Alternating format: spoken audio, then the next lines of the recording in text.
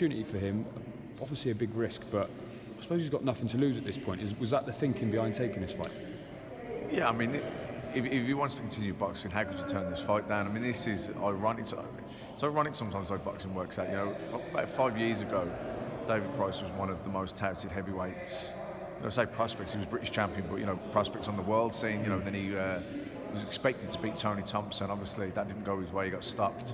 You know, disastrous night for him. Then, you know, went back straight into the rematch. You know, didn't go his way again. And psychologically, I don't think he ever really properly recovered from that.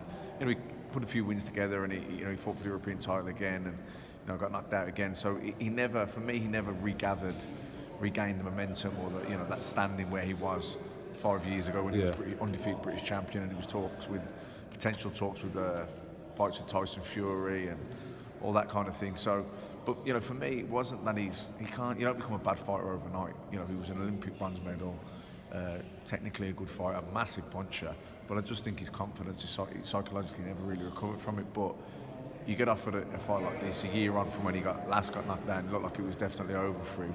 You know, he came back with a win in December then, not an event really, but he got a win under his belt, and now he's got this opportunity, which is the biggest stage possible. He's never been on a stage like this in his whole career, against the best opponent of his career, the biggest fight of his career, and if he wins, he could potentially fight Anthony Joshua. So, I mean, if he's going to continue boxing, how do you possibly turn a fight like that? Then, you know?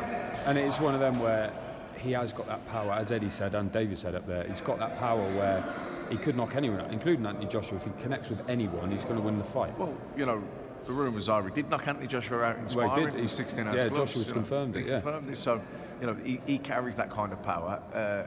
He's got good fundamental technical ability. You know, he had a good amateur pedigree. Had many international, boxed in the Olympic Games, won a bronze medal in the Olympics. You know, Povetkin's a good fighter, massive favourite, obviously.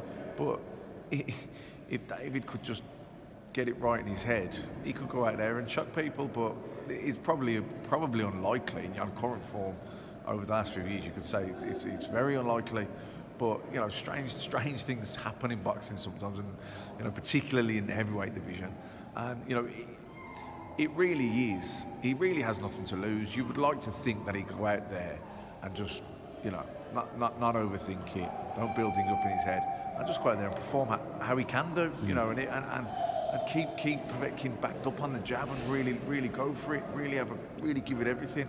You know, and that could happen. I mean, it's frustrating really, because as someone, he's the same age as me, David Price, and I was friends with him when we were amateurs, and you can't help but like the guy. He's a lovely fella, so I think everyone's rooting for him, you know, and you know, hopefully he can go out there and do it. Like I say, it's a situation where he's got absolutely nothing to lose. So, you know, fingers crossed for him.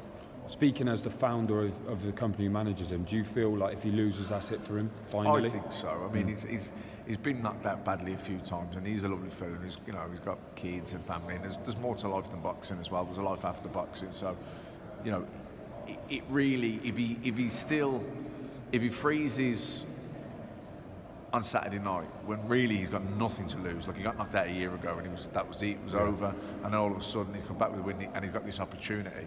You know, if he's still building it up in his head after that, then you know, he's probably always gonna. Do you know what I mean? He's probably never gonna recover. So, like, this is a fight where you could honestly say you've got nothing to lose here at all. I know that's a phrase that gets overused and gets thrown out, but it really is in this case. Do you know what I mean? So, like, he was retired.